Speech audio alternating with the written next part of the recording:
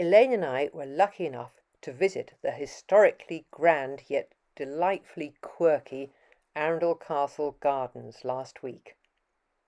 I'd previously only visited these gardens during their spectacular Tulip Festival, so it was great to see that those wonderful cameos created by the tulips could be just as dramatic now in August with some stunning bedding plants. In this case, Scavula amula, better known as the fanflower. It was great to see the rose garden in full flow as well, with David Austin roses framed against the dramatic castle backdrop and interplanted with waves of pink and white cleomes. And the herbaceous borders, quite stark, nestled in between the yew hedges back in April, had now sprung into life as I viewed them through a peephole in the stumpery, blowing and billowing in the unseasonal August wind. There was more change down at the monastic stew pond project, where an additional pond had been created alongside the two existing ponds.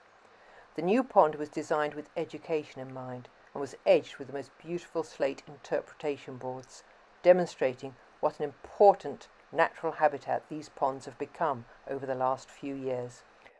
We were so lucky to have the hugely knowledgeable and charismatic head gardener Martin Duncan leading our tour. And this area is opened by King Charles, so mesh over, but if they're in the ground, good luck to you. Despite the blustery weather, Elaine and I really enjoyed our trip, so a huge thanks to the East Sussex Cottage Garden Society for organising it. And I've put a link to a blog we wrote on Arundel Castle Gardens a couple of years ago in the description to this video.